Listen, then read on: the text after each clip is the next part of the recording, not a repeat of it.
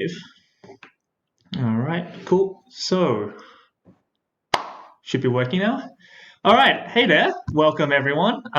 This is Mr. L here, and I've got Mr. Young with me.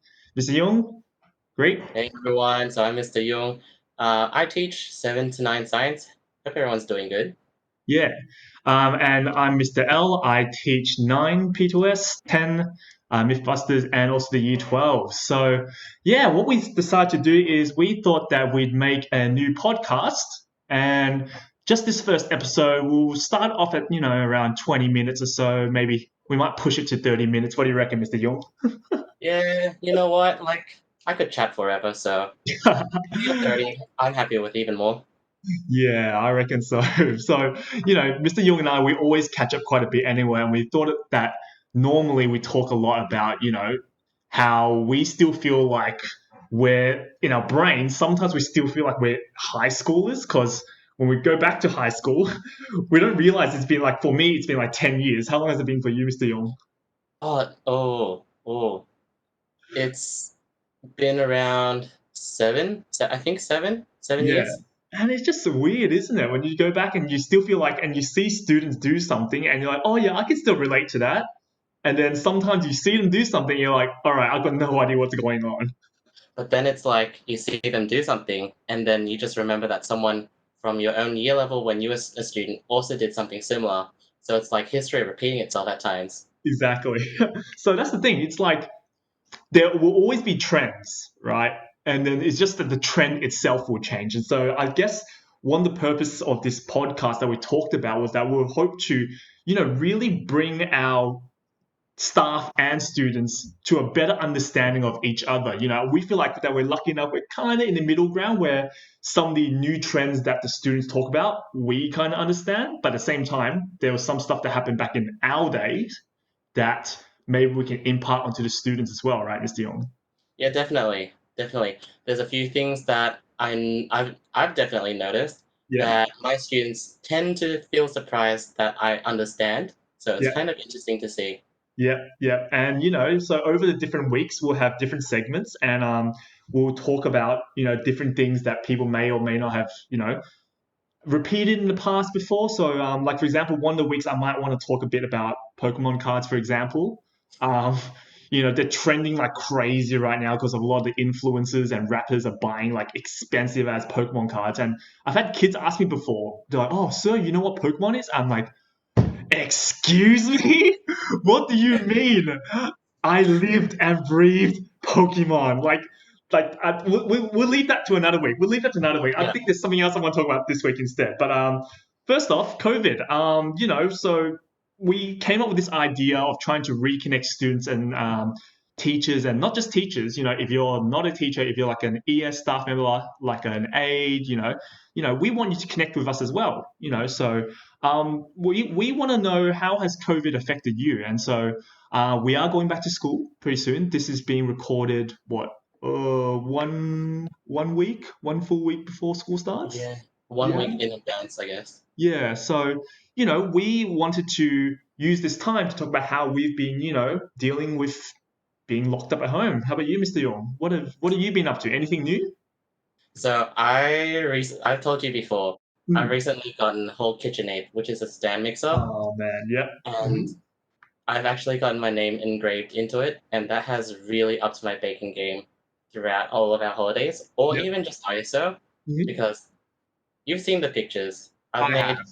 I've made croissants, I've made cinnamon rolls, and I Oh. am trying to make even more. Like maybe I'll just make my own pizza. Oh man, using that as well? You can? Oh yeah, the dough. Yeah, because That's it's right. just a dough and a dough hook. Oh yeah, because I only ever think of like sweet stuff. I tend to never really remember about the savory options there are. So I mean, technically speaking, you can also make those like are they like Greek spinach wraps? Oh yeah, yeah, Yeah, yeah. those would be like kind of like pastry, kind of like croissant type pastry as well. Would that be Yeah, I think using the so. same I mix? think so. Yeah. Uh, I'm gonna butcher the name of it, but I really want to try making gozleme. Ooh, that does sound I think familiar. it's Hungarian. Ooh, okay. How do you hear about that? I've never. So I went and got myself a HSP, and I saw it on the menu, and I was like, I want But I haven't actually ordered one for myself, so I think I have to like try one, do some research, and then make it. I don't even remember when was the last time I had a HSP. Seriously, it's like, oh, would it be my uni days? Yeah, that was the same for me actually. That was the same. So Yeah. what have you gotten up to during ISO or COVID? I think one of the new things, there's of course a whole bunch of stuff that I normally do anyway, regardless of ISO. So like playing video games. I won't talk about playing video games, but in terms of new stuff, you may have noticed for those of you who are watching, or if not, I'm drinking water, and you might feel like, what's new about drinking water? So I've been known to be kind of somewhat of a camel, where I just don't drink water. I guess in the Australian context, we should say I'm more like a koala. Koalas don't really drink water that much. Okay, I don't know. I tend to drink a whole bunch of other stuff like kombucha instead, or like soft drinks. And I remember, especially on hot days, driving home right from school. That Macca's, I always stopped it, and I always stop by to get like a frozen Coke, and it's so bad because the sugar level's so high. So I tend to use apps to help me. So what I've actually recently downloaded is a free app where it tracks how much water I drink a day. And so I had to put in like my body weight and then in my height, and then it calculate, okay, here's how much water you need to drink. So I've I've actually started drinking water a bit more at home. At school, it wasn't so much a problem. And I remember, I think I told you before, Mr. Young, which is like Yeah, when I'm at school, when I've got my drink bottle and I get the chilled cold water, I love having it. It feels like I love that chilled cold water. It makes me feel more refreshed than like normal water. And so when I'm at school as well, I have to project my voice more. I'm talking to more people, more every usually all the different ES staff. I always walk past them. I have like a 5 minute conversation. Different teachers, anyone in the locker bay. You're more than happy to come say hi to me, and I'll have a chat with you. So I guess thirstier easier, and then yeah, that's why I drink more. But at home, I'm just like giving my instructions online for what, like 20 minutes or half an hour, and then that's it. And then yeah, and then I eat my food. So I'm keeping track of my drinking. I've been doing this for now what? How many weeks? Probably 3-4 weeks, and it says that I need to drink 8 cups of water a day, but I don't think I've ever hit 8 cups. But I am drinking more water than normal, which is still good. you know what they say though? It takes 6 days for you to form a habit. So Mm, you technically only need to do this for what, another 3 or 4 weeks, and then you would have formed your habit. yeah, Mm, just forming the habit of drinking more than 1 cup of water a day. I guess that's the key thing I need to do. mm. I think on average now I'm hitting like what, four cups, 4 or 5, like 50%, which is still pretty all right. Sometimes the app does have an option because it's free. There's the paid version, but I ain't paying for that, right? But the Do you free track how much option, water you're drinking? there's no one pay for just to download just the the options, because there's other options where there's like, oh, kombucha, they'll calculate it for you for how much water there is and all that stuff. But the free version, there's water, there's tea, and there's coffee. So The most I get important that. one. That's pretty good. That's pretty good for that. And then there were a few days on the holidays where I got bubble tea sent to me as well. And I'm like, how do I calculate? Does that count as tea? But it's not really tea. I don't know. And some Is it bubble tea is like, milky and some's like juicy. Yeah. I'd say if you got like a whole large bubble tea, that counts Mm, as probably a half or maybe a half or a quarter of a cup of actual tea, and then the true. rest is just sugar or Sugar. I know, right? I tend to get yeah, just 30% sugar. I tend to, but I try. Oh man, but that's sometimes you can just get zero though, yeah. and it's still extremely sweet. Depends on the I guess depends on the particular flavors or the type of drink, because I know some matcha ones tend to be okay at 0%, but Yeah, yeah, we can leave that for another day. Bubble yeah. tea chat we do another day, but I guess I did actually want to bring up something about COVID actually. One of the things is that I've noticed that there's actually some games that become more and more popular during COVID times, right? That normally Yeah. wouldn't. Okay, so I guess this segment, what I do want to call it, is something like called like what teachers should know, and we might do this every single week. So if you have any suggestions for us, any listeners, right? We'll probably be sending out a Google form later, and I'll explain that later at the end. But what are some things that you think that your teachers might not understand about your modern culture that they should? The first topic that I'm going to bring up today is Among Us. Oh my Uh, goodness, right? Among Us. Because this one's pretty interesting because I think, I wouldn't say half teachers, Mr. Young, but I would say maybe a third of the teachers of our school actually know what it is and do actually play. So, Mr. Young, do you yeah. want to explain to any of those teachers or even any students who don't understand the concept of Among Us, what exactly is this game or this phenomenon? And we could probably share a picture. I'll get a picture to share what it looks like in a bit. Yeah. So with Among Us, it's this whole game where you have crewmates and you have, I believe they call it imposters. And Mhm. so usually there's around two of imposters, and then your crewmates have no idea who the imposters are. So you, as a crewmate, you need to go around completing tasks to help fix a spaceship, I believe, or whatever the environment is about. And then the imposters have to go around kind of, I guess, sabotaging the whole experience. And then at the end of each round, or when a body is found for the sabotage, basically all of the crewmates and the imposters have to come in and really try to persuade each other on who they think is an imposter. So it's like this whole mafia situation within a game. Yeah. And what I really like about this game is it really opens the whole opportunity for you to just sow doubt amongst your friends. So it's kind of like this whole monopoly situation where you don't even know if your friend is lying or not. Oh, So the it's chaos. quite a good mind play. Oh man. The funny thing is, the reason why I brought it up was because actually, in my Year 9 P2S class, we were doing a murder mystery for one of our tasks a few weeks, not a few weeks ago, last week it would have been.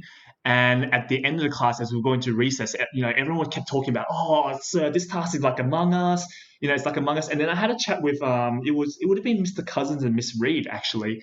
And they were like, all right, it's going to recess. We're hosting Among Us games with our classes. I'm like, wait, what? It's like, you guys are doing what? They're like, yeah, our kids, they want to do it. So I hosted one with 9C. So shout out to my class 9C. And we played a few rounds.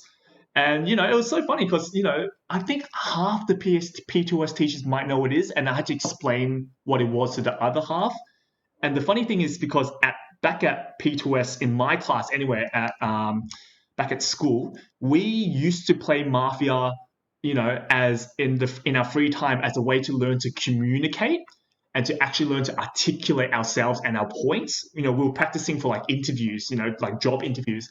And so 9C, the people in I think I'll say 90% of people in the 9C class just love the game and they're just full on into it. So I think that's one thing that if you're a teacher and you hear kids talking about what are some common Among Us words, Mr. Young? What do you Mm. remember? Or I actually haven't played too many Among Us like games. I've actually watched people play it instead. Yeah, So I'm one of those weird people who, instead of playing the games, just watch YouTube videos yeah, of recordings. So I remember there being like a lot of times where you can like hold meetings with each yeah, other, uh-huh. and sometimes people just press that button for no reason, or Yeah. you can You're totally um, sus. That's one. That's one comment yeah, from PS. You're totally feel sus. stuff. Yeah, Or you can get into vents, and then everyone's like, yeah. "Why did you literally vent in front of me?" Yeah, you're venting. Yeah. Another one I've heard is spliced, which is when one of the imposters kills someone else. They're like, oh, you spliced him right in front of my face. No, I didn't. Uh, What are you uh, talking about? You spliced him and all these things. Oh yes. man. So Oh, wait, is it possible for you to get more than 10 people playing in one lobby? I don't believe so. Maximum is only 10. Yeah, so Mm, maximum 10, and you can adjust the amount of imposters as you go along. But there's just so many memes about it as well, which is so good. So even if you're someone who doesn't play the game or doesn't know anything about it, I guarantee you that your social media, as of these past few weeks, would have just been flooded with these little colorful characters. I know, for example, like my wife, she didn't understand it at first as well. She's like, "What are all these little colorful characters that keep showing up on social media?" And then now she knows. Now she knows. So yes. Do you think Among Us would have been as popular if it wasn't for COVID? I think it still would be. I mean, the I game don't. the game started in 2018 and it's only started to trend now, though. Yeah, maybe it would be popular, but not as popular as it is now. Mm, Especially mm. games like Jackbox and what Animal was Crossing. Animal Crossing, or even Scribble. The Yeah. population for that has like skyrocketed because of ISO. Yeah, and in home groups actually in for year nine anyway. But if you're another teacher from another year level, feel free to let us know what you've been doing in your home groups. But sometimes in our home groups, what we've been doing is Scribble as well as a good way to build connection with students. Yeah, so just crazy things that's happening, huh, during COVID. It's just some things that Yeah. normally wouldn't happen, huh? Uh, cool. I Hmm. have to say, some of the memes coming up from Among Us have been top quality. Yeah. There was one that was from Attack on Titan. If you watch Attack on Titan, you'll kind of know the reference. But they had the characters on one of the walls, and they said there are two imposters among us. Yeah. And so I'm gonna leave it there so I don't spoil anything. But that meme was top quality for me. Oh man, there's so many. The ones I tend to like are the more TikTok-based ones where someone like they actually put on a costume and actually reenact it. Those ones are pretty funny. Oh man, but Yes. yeah. You definitely will be hearing about a lot about Among Us. If you, regardless if you're a staff or student, you'll hear a lot about it at school. So, yeah, if there's anything that you want to comment extra about Among Us, do fill it into the Google form, and we might read it out next week about maybe a funny play or funny story that you've had whilst playing Among Us, or maybe a teacher that you play it with, and how it's helped you build relationships. But yeah, that's the segment for this week for what teachers should know. Mr. Young and I will discuss afterwards, and we'll take in suggestions from listeners as well. What other things you think your teachers should know? If not, then I'm guessing next week might just be about Pokemon cards, honestly speaking. But let's just see how we go. Hey, I'm What's always up for a debate on Pokemon cards. the values and stuff like that? How crazy! Everyone's just like Charizard, Charizard. What's next on our segment, Mr. Okay, I guess that brings us to the upcoming at CESC segment, which Young? is what we've decided to put in, kind of just to update you on what's coming up in our school. So that's stuff like events or any particular thing to look out for. So for Mm, this week, our topic is about the parent student teacher interviews, so PSTI, mhm. and we're going to talk more about how we can book them and what's kind of been the standards for parent teacher student interviews since maybe, or basically since when I was still in school, and then to now, because a lot has changed, hasn't it, Mr. Lamb? Yeah, it has. I mean, especially for you, Mr. Young, because unfortunately for you, due to COVID, you missed out on the first round of parent-teacher interviews. And I remember Yeah. when you were my student teacher, like there were parent-teacher interviews like just about to happen just when you finished up with me or something like that. I think they literally were the week after I Yeah, finished up as yeah. your student teacher. And then you didn't get a chance to like see it how it was done at our school either, you had you? Yeah. No, not So yet. yeah, I mean pretty much the process of booking in parent teacher interviews has been relatively the same. It's changed slightly over years. So for those of you that don't know, it's under Compass. I forgot which tab it is. It could be the star or the two people. I think it's the two people. I And think you it is scroll the two down. people. And it's called conferences. So pretty much as a parent, you can click on that conferences, and you can book in a time with your teacher. So, it's coming up Thursday, just before the grand final day. So that's 2 days off for those of you who are below VC VCal levels. If you're in VC, sorry, you still got class. My bio class, that's right. We still got you period 5 on the Thursday. But it actually used to be in classrooms, Mr. Young, and then Hmm. I remember the funny things about being in the classroom was that because the teachers would sit down for a long time and sometimes no one moves and it's nighttime sometimes, the light just automatically turns off after a certain time. So I might be mid interview and then the lights just disappear. And we're like, uh, and I guess the worst thing about having it in classrooms back then was like a lot of parents couldn't make it from one side of the school to the other side on time for the different interviews. So then that's when we decided, all right, let's all chuck everyone all together in the gym. And that's how we've been doing for the past, I don't know what, now 2, 3 years maybe in the gym. And people were concerned at first, and I was one of them. I was one of the people that were like, what the heck, the gym's gonna be so noisy and stuff. But actually it turned out pretty well. The only thing I don't like about the gym is I think they fixed it a bit now, but sometimes it gets really cold at night, like really cold. But they do turn on the heaters. So, what was parent teacher interviews like for you at high school, Mr. Young? Oh, it was extremely formal. So we also had the classrooms. Yep, There'd be a wall with all of the interviews listed so that parents could just go up to it and kind of look for each teacher, find what room they had to be in, all of that. Then each room had around 5 to 6 different teachers hmm sitting on their tables, and then you'd have to go in at your certain time. yep, Then, after every segment or every interview period was done, yep. there'd be some student who volunteered. They also got like school award points. Kind of like rigor points. Yeah, kind of. And they'd come into the room and ring this bell, and then that would be the sign where the interview's finished. You have to go to the next interview. Yep, yep, yep. Yeah. We have that as well. We've got the 10-minute interview bell ringer as well. Yeah. So for you, did you go very often or? I actually liked going often because, Oh, yeah, it was kind of interesting because the normal thing or the kind of misconception that a mm, student would have was usually that the parents should be going.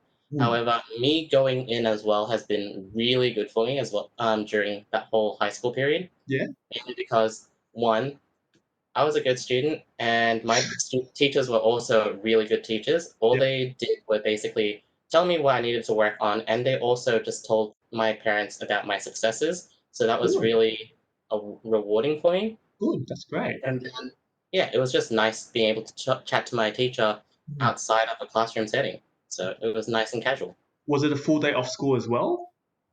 Yeah. Oh, Okay. actually, no. It Because was yeah. it was spanned across 2 days, and it was Uh-huh. after school. I see. Yeah, because different schools they run it differently. Just depends. And for us, I mean, I remember what my first year at Cranny East was literally from it was like maybe 11 in the morning to 8 p.m. at night or something like that. Oh, And then COVID, of course, we reduced the hours. And then I remember them changing the hours. And I remember sometimes no, actually no. My first year it was you had to teach till lunchtime. So period 1 to 4 still happened. And then there was period 5 that was cancelled, and then that's when you start parent-teacher interviews till nighttime, and everyone was just dead tired. I remember, so that's why we didn't do it. But when I went to high school, parent-teacher interviews, I guess at high school it wasn't as bad. At primary school it was a bit weird, where the format was a bit different. It was more they were like, hey, we want you to run the interview. You choose some pieces of work that you want to show your parents, right? So it's more of like an open night type thing. And I yeah, remember I was like, okay, in primary school, I was like, okay, so this work I got A, this work I got A, this one the teacher hasn't marked yet, but everything else is like B's and C's. I'm like, okay, I won't choose that. I'll just risk it. I'll take this one, right? yeah. Comes the interview night. I flipped through my work, my A, my parents like, very good. Next one, they're like, very good. I flipped my next one, it was a C plus. My goodness, my I can parents only did. imagine the face right now. Oh my parents did not care about the two A's. It was for the next week and a half. It's like, why'd you get that C plus? Why'd you get that? Because they just didn't understand. And I think my teacher knew. I think she was a little bit sneaky, so she knew because she was like looking at my face. But the moment I flipped the next piece of work and she saw my face just drop, oh man, that was my worst experience. But other than that, no, high school is generally pretty good for parent teacher interviews. One of the struggles that I had, of course, was my mum not understanding English, so I had to book an interpreter. Yeah, So, for those Cranny students, if you require interpreter for parent teacher interviews, I believe an email will be getting sent out with a link. So you can click on that where you just put down first name, last name, home group, and what language interpretation you need. So for me, it was Cantonese, and the reason why was that my parents never trusted me. When that's the thing, like, because that's why I had an interpreter. Because whenever my parents like, you know what, you just interpret for me. I'm like, fine.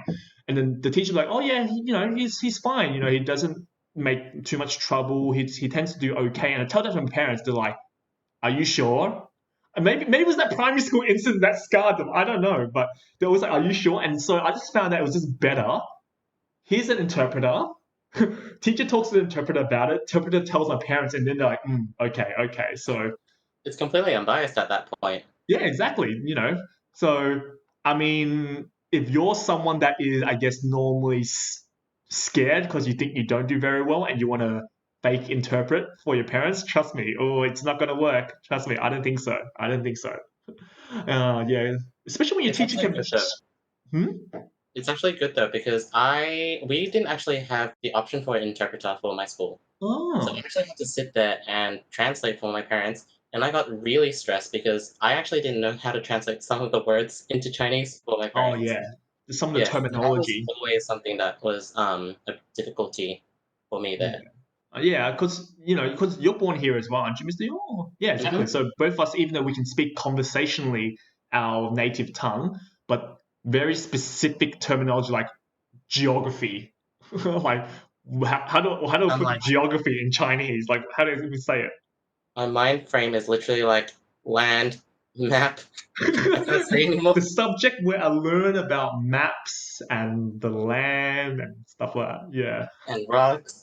Oh man, but definitely, I think definitely, like you said, as I went into my senior years, the parent-teacher interview was definitely more for myself and to hear the feedback from my teachers. So, yeah, speaking of, senior years, exams. Yeah, I'm sorry it's for coming all up. the, yeah, I'm sorry for all the students that are listening to this, hoping that this will be a great escapism from reality. Hopefully you enjoyed that for the last bit, but exams are coming up. My bio class, we have like 28 days left till the biology exam. Oh Oh, man, that's soon. yeah. So, what if you had any sort of like not just exams, right, Mr. Young? Maybe just for any student, studying tips or anything. What just before we finish up today, what type of tips would you provide, or maybe something that you found helpful when you were back in high school? I don't know.